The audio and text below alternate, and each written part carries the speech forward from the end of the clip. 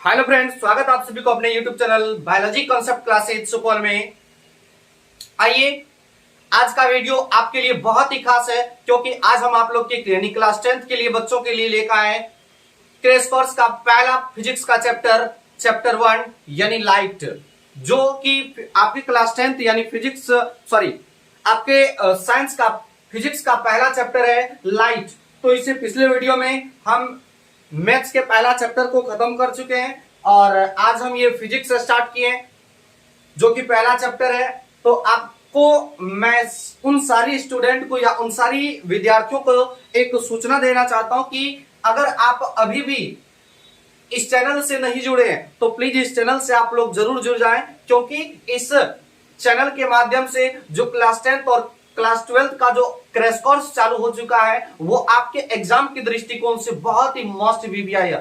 अगर आप इस क्रैश कोर्स को सारे वीडियोज को एक बाय एक करके प्लेलिस्ट में जाकर चैप्टर वाइज देख लेते हैं तो हमें आशा ही नहीं बल्कि पूर्ण विश्वास है कि आपका रिजल्ट एक बेहतर से बेहतर हो सकेगा और आपका मार्क्स लगभग 80 से 90% के बीच एवब तक आ सकता है। इसलिए और मैं आप लोगों से एक मदद लेना चाहता हूं कि ये वीडियो को उन सारी विद्यार्थियों के पास भी जरूर पहुंचाने में हमारी सहायता करें जो आर्थिक रूप से कमजोर हैं शिक्षा पाने में, यानी जिसका इकोनॉमिक्स पोजीशन बहुत ही वीक है, दयनीय है। और उन स्टूडेंट के पास ये वीडियो को ज्यादा से ज्यादा शेयर करें ताकि उन सारी विद्यार्थियों को यह जानकारी मिल सके कि फ्री ऑफ कॉस्ट, यानी कोई पैसा नहीं, यानी कि कोई रुपया नहीं, बस फ्री ऑफ कॉस्ट मिल रहा है इस चैनल के माध्यम से आपको क्रैश कोर्स क्लास 10th और 12th का। तो आप लोग इसे जरूर देखें और समझें।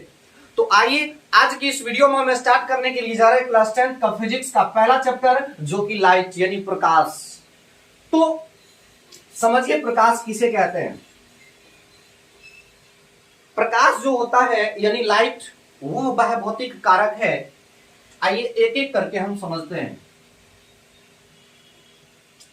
पहला समझेंगे प्रकाश, और आपको मैं बता दूं कि यह क्रैश कोर्स है, इसमें हम डिफिनेशन नहीं यानी परिभाषा नहीं लिखाएंगे, डायरेक्ट हम समझाएंगे, यानी आपको कॉन्सेप्ट मिलेगा, ना कि आपको विश्लेषण की मतलब जैसे कोर्स में करवाया जाता है कि ऐसे वैसे बहुत सारा डिटेल में लिखवाया जाता है। चूंकि अगर हम ऐसे लिखवाएंगे तो टाइम बहुत ज्यादा लगेगा, लेकिन हमको खत्म करना है 60 से 70 रोज के अंदर में, इसलिए हम डिफिनेशन नहीं लिखवाएंगे, डायरेक्ट आपको कॉन्सेप्ट मिलेगा, समझाया जाएगा। जैसे समझिए प्रकाश क्या होता है। प्रकाश वह भौतिक कारक है जिससे हमें किसी वस्तु को देखने की अनुभूति मिलती है। प्रकाश वह भौतिक कारक है जिससे हमें किसी वस्तु को देख पाते हैं, यानी देखने की अनुभूति प्रदान होती है या अनुभूति मिलती है, उसी को हम प्रकाश कहते हैं, उसी को हम लाइट कहते हैं। आइए और अगले टॉपिक को समझते हैं।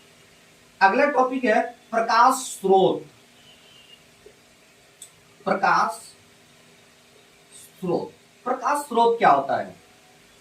देखिए, प्रकाश स्रोत होता है कि वे सारी वस्तुएं जिससे प्रकाश उत्सर्जित होता है, यानी उत्सर्जित कहने का मतलब हुआ कि पैदा होता है। क्या होता है? पैदा होता है। तो यानी कि वे सारी पदार्थ जिससे प्रकाश उत्सर्जित होता है, यानी जिससे प्रकाश बाहर निकलता है, उसी को हम क्या कहते हैं? प्रकाश स्रोत कहते हैं। जैसे मान लीजिए क्या हो गया, क्या हो जाएगा यहाँ पे? सूर्य, ये क्या होता है? प्रकाश उत्सर्जित करता है। जैसे मान लीजिए तारे, ये भी क्या करता है? प्रकाश उत्सर्जित करता है, यानी बाहर निकालता है। जैसे मान लीजिए जलता हुआ बल्ब, जलता हुआ बल्ब, जलता हुआ बल्ब,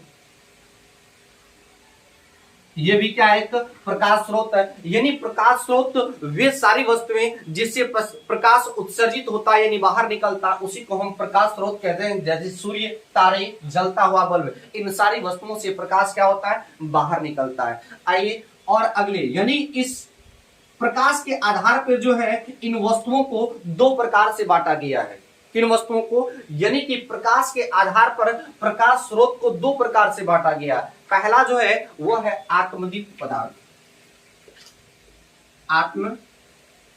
दीप्त, और इसी का हम दूसरा नाम देते हैं प्रदीप्त पदार्थ। प्रदीप्त पदार्थ। तो देखिए आत्मदीप्त या प्रदीप्त पदार्थ क्या होता है कि वे वस्तुएं जिससे प्रकाश उत्सर्जित होता। अब कहिएगा कि सर वही डिफिनेशन पिछले वाला का है। हाँ, प्रकाश स्रोत का जो डिफिनेशन होगा वही डिफिनेशन होगा आत्मदीप्त यानी प्रदीप्त पदार्थ का। तो प्रदीप्त पदार्थ या आत्मदीप्त पदार्थ कहते हैं कि वे सारी वस्तुएं जिससे प्रकाश बाहर निकलता है, यानी जिससे प्रकाश उत्सर्जित होता है, उसी को हम आत्मदीप्त या प्रदीप्त पदार्थ कहते हैं। जैसे जैसे क्या हो जाएगा, यहां पे वही बात हो जाएगा। जैसे मान लीजिए सूर्य, जैसे क्या हो जाएगा तारे, जैसे क्या हो जाएगा जलता हुआ बल्ब, यानी इन सारी वस्तुओं से क्या होता है, प्रकाश बाहर निकलता है, प्रकाश उत्पन्न होता है, उत्सर्जित होता है, इसलिए हम इसे आत्मदीप्त या प्रदीप्त पदार्थ कहते हैं। दूसरा जो होता है, दूसरा वो होता है अदीप्त या अप्रदीप्त पदार्थ। दूसरा होता है अप्रदीप्त या प्रदीप्त पदार्थ। ये क्या होता है, ये होता है कि वे वस्तुएं जिससे प्रकाश उत्सर्जित नहीं होता, यानी कहने का मतलब हुआ कि वे सारी वस्तुएं जिससे प्रकाश उत्सर्जित नहीं होता, यानी कहने का मतलब हुआ कि जिससे प्रकाश बाहर नहीं निकलता है। जैसे क्या हो जाएगा, जैसे मान लीजिए आप ये मार्कर, मार्कर से प्रकाश उत्सर्जित होता है, नहीं होता है, तो हम यहाँ पे क्या लिखेंगे एग्जाम्पल में, मार्कर। जैसे टेबल, इससे क्या होता है, प्रकाश बाहर निकलता है, नहीं निकलता। जैसे मान लीजिए खंभा, इससे क्या होता, प्रकाश बाहर निकलता, नहीं निकलता। बहुत सारी वस्तुएं, यानी कहने का मतलब हुआ कि वे वस्तुएं जिससे प्रकाश उत्सर्जित नहीं होता यानी बाहर नहीं निकलता है, उसको हम अप्रदीप्त पदार्थ यानी प्रदीप्त पदार्थ कहते हैं। यहां तक आप लोग समझ गए। अब आइए अगला जो टॉपिक है वो है प्रकाश की किरण। वो क्या है, वो है प्रकाश की किरण। देखिए प्रकाश की किरण क्या होता है, प्रकाश की किरण होता है कि जब प्रकाश की किरणें एक सरल रेखा में गमन करती है। कहने का मतलब हुआ कि जब प्रकाश की किरणें एक सरल रेखा में एक रैखिक गति में गमन करती है तो उसी को हम प्रकाश की किरण कहते हैं। क्या कहते हैं, प्रकाश की किरण कहते हैं। इसके बाद जो है वो है किरण पुंज। वो क्या है, किरण पुंज। किरण पुंज, किरण पुंज क्या होता है, किरण पुंज होता है कि किरणों के समूह को, यानी बहुत सारी किरणों का जो समूह होता है, यानी बहुत सारी किरणों का जो ग्रुप होता है, उसी ग्रुप को यानी समूह को हम किरण पुंज कहते हैं। क्या कहते हैं, किरण पुंज कहते हैं। और प्रकाश की किरण किसे कहते हैं कि जब प्रकाश की किरणें एक सरल रेखा में गति करता है तो उसी को यानी उसी गति को प्रकाश की किरण कहते हैं। और किरण पुंज क्या होता है कि किरण पुंज कि किरणों के समूह को, यानी किरण का जो प्रकाश की किरण का ग्रुप होता है, समूह होता है, उसी समूह को हम क्या कहते हैं, किरण पुंज कहते हैं। यहां तक समझने में कोई दिक्कत नहीं ना। आइए, और ये किरण पुंज जो होता है ये मुख्यतः 3 प्रकार के होते हैं। कितने प्रकार के होते हैं, 3 प्रकार के होते हैं। तो यहां तक समझने में आपको कोई दिक्कत, अगर आप इसका एक स्क्रीनशॉट लेना चाहते हैं तो ले सकते हैं। आइए, यहां तक समझ गए ना। आइए अगले टॉपिक समझते हैं कि किरण पुंज का 3 प्रकार कौन कौन सब है।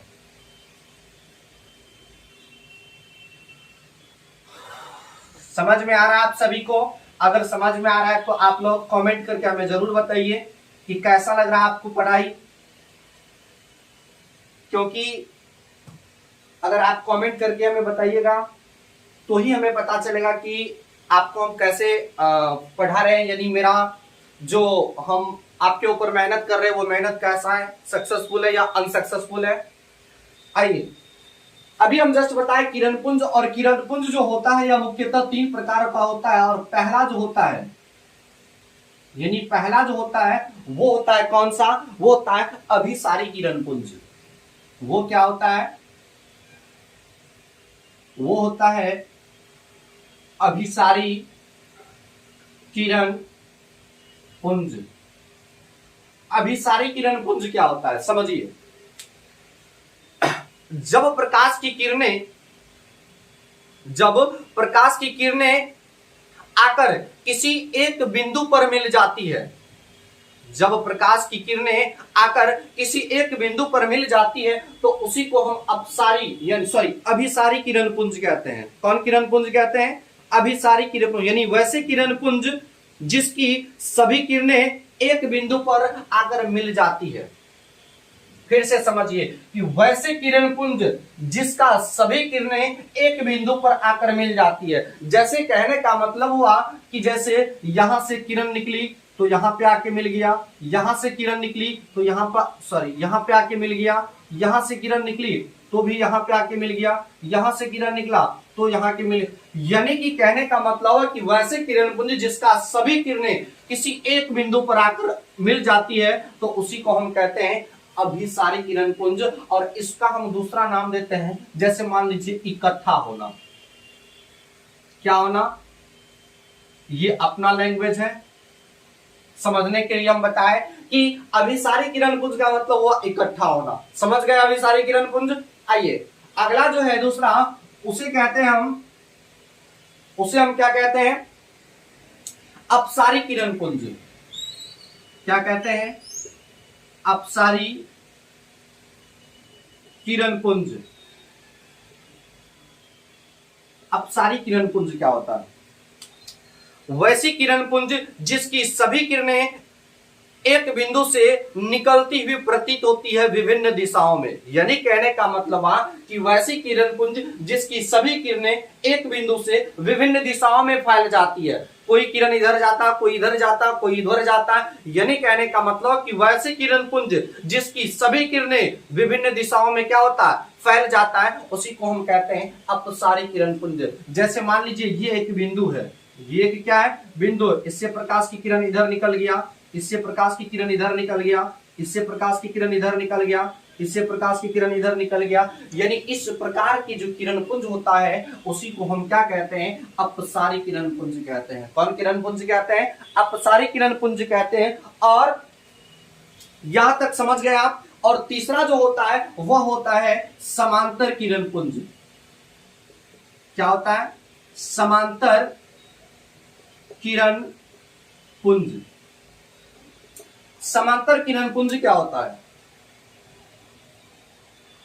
वैसे किरण पुंज जिसका सभी किरणें समानांतर हो यानी पैरेलल हो, उसी को हम कहते हैं समांतर किरण पुंज। जैसे समझिए यहां पर समांतर किरण पुंज, जैसे वैसी किरण पुंज जिसका सभी किरणें क्या हो? समांतर हो। यानी पहला किरण ऐसे है, इसके समांतर ये है, इसके समांतर ये है, इसके समांतर ये है। यानी इस प्रकार का जो किरण है उसी किरण को हम कौन से किरण कहते हैं? समांतर किरण पुंज। यानी इसका हम अपना एक नाम देते हैं, जैसे फैलना। क्या कहते हैं? फैलना। और ये तो समांतर है ही। यानी कहने का मतलब हुआ कि आप तीनों को समझ गए कि किरण पुंज का तीन प्रकार कौन कौन सब है। पहला अभिसारी किरण पुंज, दूसरा अपसारी किरण पुंज और तीसरा समांतर किरण पुंज। तीनों को समझ गए? आइए यहां तक आप अगर समझ गए तो इसका एक स्क्रीनशॉट लीजिए। अब इससे अगले टॉपिक की चर्चा करते हैं। यहां तक समझ गए ना? मिटा देते हैं। चलिए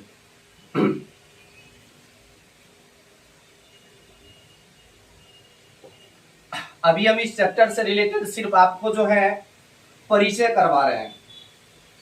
अभी तक हम चैप्टर पर नहीं पहुंचे, सिर्फ ये परिचय है। अब देखिए, इससे पहले हम अभी बताएं कि प्रकाश के आधार पर वस्तु को जो दो प्रकार में बांटा गया था, पहला प्रदीप्त और दूसरा अप्रदीप्त। लेकिन और जो है प्रकाश के आधार पर वस्तु को और तीन प्रकार से बांटा जाता है। कितने प्रकार से? तीन प्रकार से। पहला प्रकार जो होता है उसे हम क्या कहते हैं? पारदर्शी कहते हैं। पारदर्शी पदार्थ। पारदर्शी पदार्थ। और दूसरा जो होता है वह होता है अपारदर्शी पदार्थ।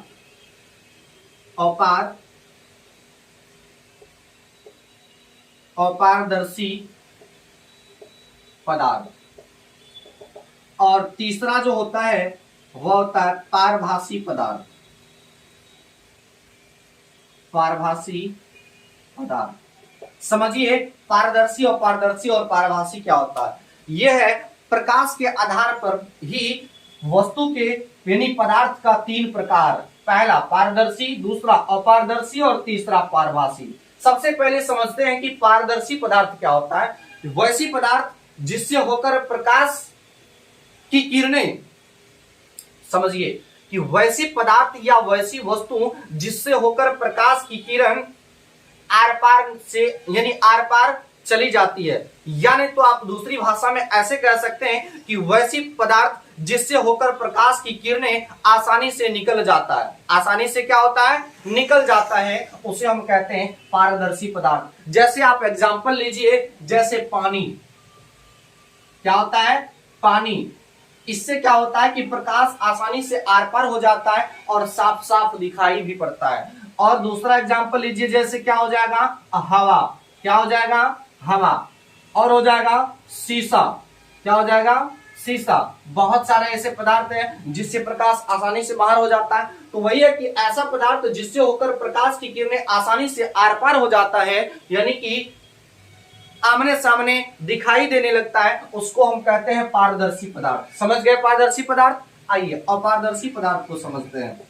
अपारदर्शी पदार्थ क्या होता है कि वैसा पदार्थ जिससे होकर प्रकाश की किरणें आर पार नहीं हो पाता है। क्या होता है, नहीं हो पाता है। फिर से समझिए, अपारदर्शी पदार्थ होता है कि वैसे पदार्थ जिससे होकर प्रकाश की किरणें आर पार नहीं हो सकता है या आमने सामने नहीं दिखाई पड़ सकता है, उसी को हम कहते हैं अपारदर्शी पदार्थ। जैसे मान लीजिए क्या हो जाएगा, जैसे मान लीजिए क्या हो जाएगा, खंभा।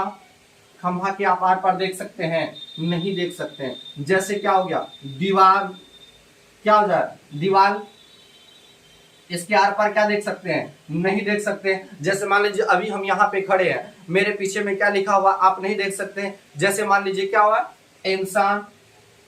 इंसान यानी कुछ भी हो सकता है, कोई जरूरी नहीं कि किताबी लैंग्वेज लिखना है। तो यानी कहने का मतलब कि वैसे पदार्थ जिससे प्रकाश आसानी से आर पार नहीं हो सकता है, यानी कि सामने वाली वस्तु दिखाई नहीं पड़ती है, तो उसी को हम कहते हैं अपारदर्शी पदार्थ। आइए पारभासी पदार्थ समझते हैं।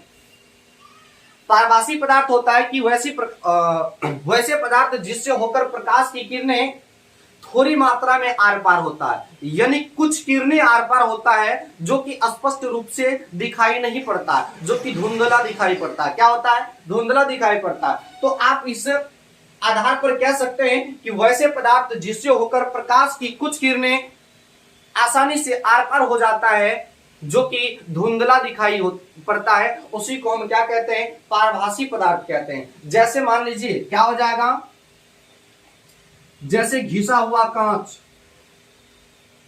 घिसा हुआ कांच, तेल से लगा कागज।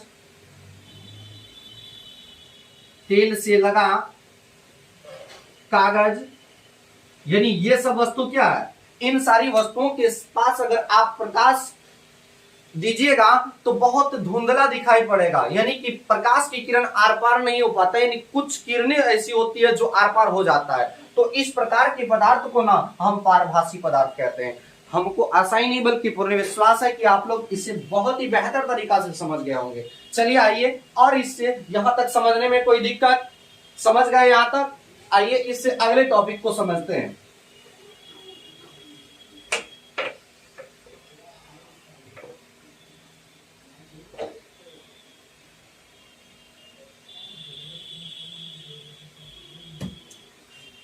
देखिए अब जो आपका स्टार्ट होगा, यहां से आपका चैप्टर स्टार्ट होता है। यहां से क्या होता है, आपका चैप्टर स्टार्ट होता है, जो कि बहुत ही इंपोर्टेंट है। प्रकाश का परावर्तन। प्रकाश का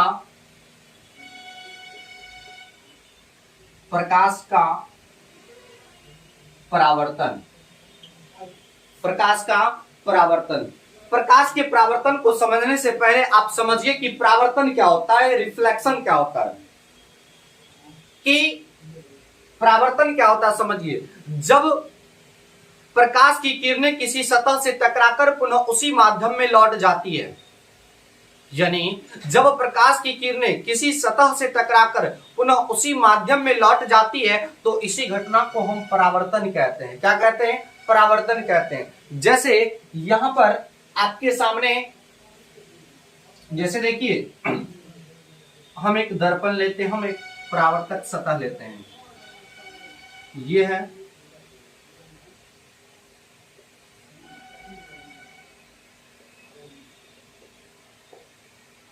ये एक सतह है और इसको हम कहते हैं परावर्तक सतह। क्या कहते हैं? परावर्तक सतह। और जब इस परावर्तक सतह पर कोई प्रकाश को हम गुजारते हैं, किसी प्रकाश को हम इस पर गुजारते हैं, जैसे मान लीजिए यहां से एक प्रकाश आती है, यहां से क्या आती है? प्रकाश आती है, और यहां से प्रकाश आने के बाद यह प्रकाश आने के बाद जिस माध्यम में यानी उसी दिशा में फिर लौट जाती है, तो उसी लौटने की क्रिया को हम प्रकाश का परावर्तन कहते हैं। यानी कहने का मतलब हुआ कि प्रकाश की किरण जब किसी सतह से टकराकर, यानी किसी सतह से टकराकर पुनः उसी माध्यम में लौट जाती है तो इसी घटना को हम प्रकाश का परावर्तन कहते हैं। जैसे मान लीजिए यह प्रकाश हम यहां पर इस परावर्तक सतह पर, अगर यहां से प्रकाश आती है, यानी इस रास्ते से अगर प्रकाश आती है इस बिंदु पर और पुनः इस माध्यम में लौट जाती है, इसी रास्ते से क्या होता है? हो जाती है, यानी निकल जाता है, निकल जाता है। तो आप देखिए यहां पर समझिए कि इससे होकर प्रकाश यहां पे आया परावर्तक सतह पे और इसी माध्यम में क्या हो गया? पुनः लौट गया। तो इसी लौटने की क्रिया को जो हम कहते हैं उसी को हम कहते हैं प्रकाश का परावर्तन। क्या कहते हैं? प्रकाश का परावर्तन कहते हैं। अब आइए, आपको जैसे कि पता है कि इसके प्रकाश के परावर्तन के दो नियम होते हैं। प्रकाश के परावर्तन को समझ गए ना, कि जब प्रकाश की किरण किसी सतह पर पड़ती है और सतह पर पड़ने के बाद पुनः उसी माध्यम में लौट जाती है, वह अपने दिशा में लौट जाती है, तो इसी घटना को हम प्रकाश का परावर्तन कहते हैं। अब आपको पता है कि प्रकाश के परावर्तन के कितने नियम हैं? दो नियम है। लेकिन प्रकाश के परावर्तन के दो नियम को समझने से पहले यहां पर जो ये आप तीर तुक्का देख रहे हैं, क्या देख रहे हैं? तीर तुक्का। इसका हर एक अपना अपना एक नाम होता है। क्या होता है? नाम होता है। आइए इस सभी नामों को जानते हैं। जैसे आप देख रहे हैं कि यह जो प्रकाश आ रही है, प्रकाश की किरण आ रही है यहां पर, इसका एक अपना नाम है और इसका अपना नाम है आपतित किरण। आपतित किरण क्या नाम है? आपतित किरण। यहां पे हम लिखते हैं आपतित किरण। आपतित किरण क्या होता है कि दर्पण पर पड़ने, ये एक दर्पण है, यानी दर्पण का सतह दर्पण है और परावर्तक नीचे वाला सतह को हम परावर्तक सतह कहते हैं। यानी कहते हैं आपतित किरण क्या होता है कि जब दर्पण पर पड़ने वाली प्रकाश की किरण को हम आपतित किरण कहते हैं। क्या कहते हैं? आप क्या देख रहे हैं कि ये किरण यानी प्रकाश की किरण आ रही है दर्पण पर, तो दर्पण की पड़ने वाली प्रकाश की किरण जो होता है उसी किरण को ना हम आपतित किरण कहते हैं। समझ गए ना? उसी किरण को क्या कहते हैं? आपतित किरण कहते हैं। यहां तक समझ में आया? अगर यहां तक आप समझ गए तो देखिए, आपतित होने के बाद यानी आपतित होने के बाद यह पुनः जिस माध्यम में लौट जाती है उसको हम कहते हैं परावर्तित किरण। परावर्तित किरण। कौन किरण कहते हैं? परावर्तित किरण। तो परावर्तित किरण किसे कहते हैं? परावर्तित किरण। देखिए परावर्तित किरण क्या होता है कि जब आपतित किरण दर्पण के परावर्तक सतह से टकराकर पुनः जिस माध्यम में लौट जाती है उसी किरण को, यानी दर्पण से टकराने के बाद जो किरण वापस लौट जाती है उसी किरण को हम कौन किरण कहते हैं? परावर्तित किरण कहते हैं। समझ में आया? फिर से समझिए, दर्पण के सतह से टकराने के बाद पुनः प्रकाश की किरण जिस रास्ते से या जो किरण लौट जाती है उसी किरण को हम परावर्तित किरण कहते हैं। कौन किरण कहते हैं? परावर्तित किरण।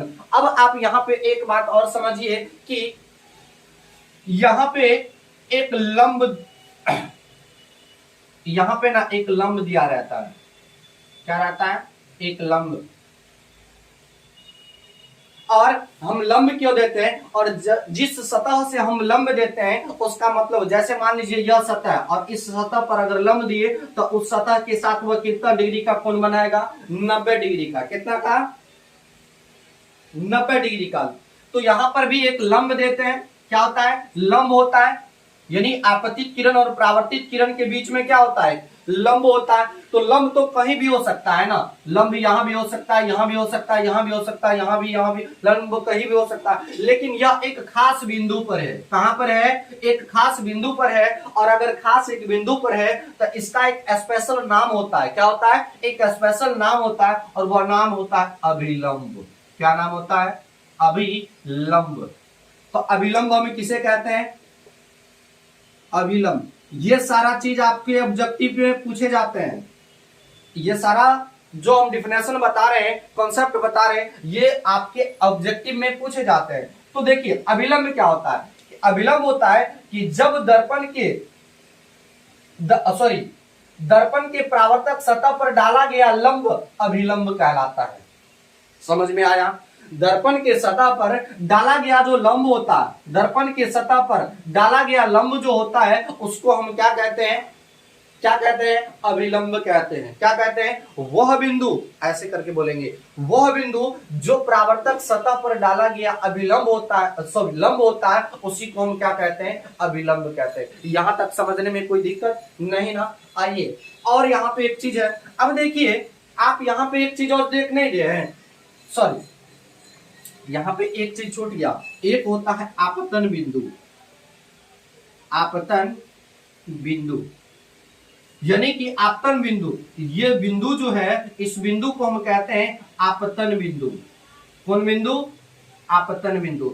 आपतन बिंदु क्या होता है कि आपतित किरण, सॉरी अब लंब जिस बिंदु पर, यानी कहने का मतलब हुआ कि लंब जिस बिंदु से खींचा जाता है, परावर्तक सतह के यानी दर्पण के जिस बिंदु पर लंब खींचा जाता है उसी बिंदु को हम आपतन बिंदु कहते हैं। यानी तो आप ऐसे भी कह सकते हैं कि आपतित किरण जिस बिंदु पर परावर्तक सतह के जिस बिंदु पर पड़ता है उसे हम कौन बिंदु कहते हैं, आपतन बिंदु कहते हैं। कौन बिंदु कहते हैं, आपतन बिंदु कहते हैं। तो आप ये समझ गए आपतन बिंदु कि आपतित किरण दर्पण के जिस बिंदु पर पड़ती है उस बिंदु को हम कौन की बिंदु कहते हैं, आपतन बिंदु कहते हैं। आइए और आगे समझते हैं। अगला आप अभी यहाँ पे आप क्या देख रहे हैं कि देखिए आपतित किरण और अभिलंब के बीच में एक कोण बन रहा है। क्या बन रहा है, एक एंगल बन रहा है, और इस कोण का भी एक अपना नाम होता है, एक अपना नेम होता है, और इसका नाम होता है आपतित किरण, सॉरी आपतन कोण। क्या होता है, आपतन कोण। आपतन कोण क्या होता है, आपतन कोण होता है कि आपतित किरण और अभिलंब के बीच बना हुआ कोण को हम आपतन कोण कहते हैं। समझ में आया, आपतन कोण क्या होता है कि आपतित किरण और अभिलंब, यानी कि इस आपतित किरण और इस अभिलंब के बीच में जो कोण का निर्माण होता है इसी कोण को हम क्या कहते हैं, आपतन कोण कहते हैं। और इसे हम आई से सूचित करते हैं। किससे सूचित करते हैं, इसको हम किससे सूचित करते हैं, आई से सूचित करते हैं। समझ में आया। अब देखिए अभिलंब और परावर्तित किरण के बीच में भी एक कोण है या नहीं है, और इसका भी एक अपना नाम होता है, और इसका नाम होता है परावर्तन कोण। क्या नाम होता है, परावर्तन कोण। तो परावर्तन कोण किसे कहते हैं, परावर्तन कोण। परावर्तन कोण क्या होता है कि अभिलंब और परावर्तित किरण के बीच बना कोण को हम परावर्तन कोण कहते हैं। इसे हम आर से सूचित करते हैं। किससे सूचित करते हैं, आर से सूचित करते हैं। यानी कहने का मतलब कि परावर्तित किरण और अभिलंब के बीच, यानी तो ऐसे भी बोल सकते हैं आप कि अभिलंब और परावर्तित किरण के बीच बना कोण को कौन कौन कहते हैं, परावर्तन कोण कहते हैं, और इसे हम आर से सूचित करते हैं। यहां तक समझने में कोई दिक्कत, आप लोग समझ गए, यहां तक समझ में आ रहा है आप लोग को पढ़ाई।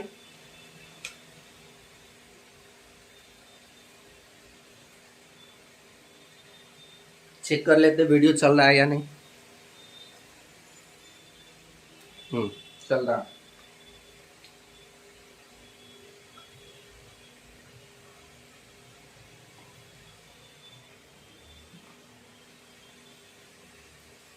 आइए यहां तक आप लोग समझ गए ना, इससे अगले टॉपिक को समझाते हैं।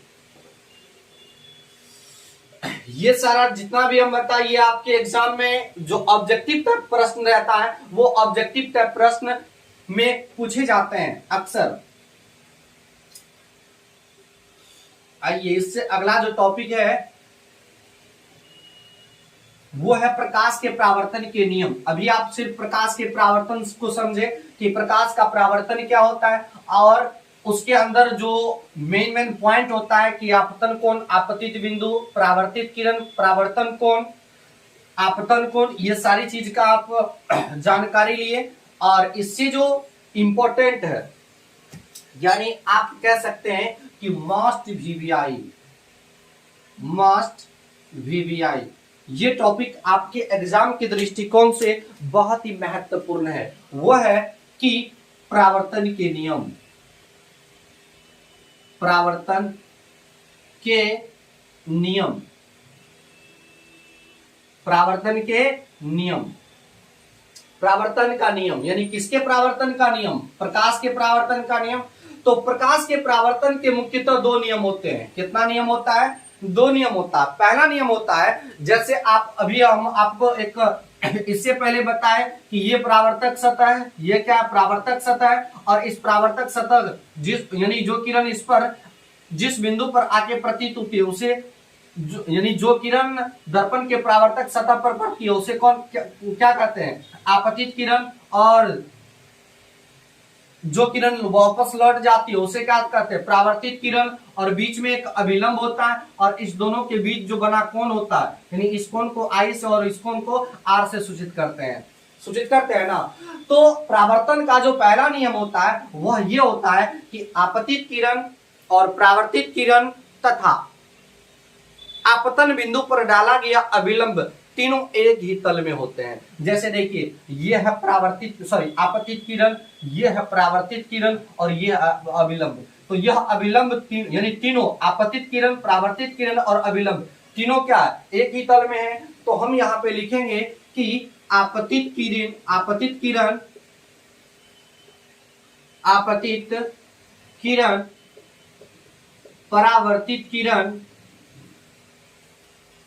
परावर्तित किरण तथा आपतन बिंदु पर डाला गया अभिलंब, आपतन बिंदु पर डाला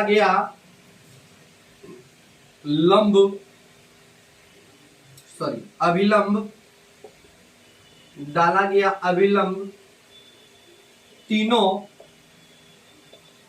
एक ही तल में होते हैं। तीनों क्या होते हैं? एक ही तल में होते हैं। और दूसरा जो नियम है ये दूसरा नियम है कि आपतन कोण परावर्तन कोण के बराबर होता है यानी कोण आई इज इक्वल कोण आर के बराबर होता है। हम यहाँ पे लिखेंगे कि आपतन कोण, ये दूसरा नियम है, आपतन कोण परावर्तन कोण के बराबर होता है। क्या होता है? बराबर होता है। यहां तक समझे? यानी ये नियम यानी ये जो टॉपिक है वो एग्जाम की दृष्टिकोण से बहुत ही मस्ट वीवीआई है। या नहीं तो ये परावर्तन का नियम पूछा जाता है या नहीं तो प्रकाश के अपवर्तन का नियम पूछा जाता है। इसलिए आप इसे बहुत ही मस्ट वीवीआई समझिए क्योंकि एग्जाम की दृष्टिकोण से बहुत ही वीवीआई टॉपिक है।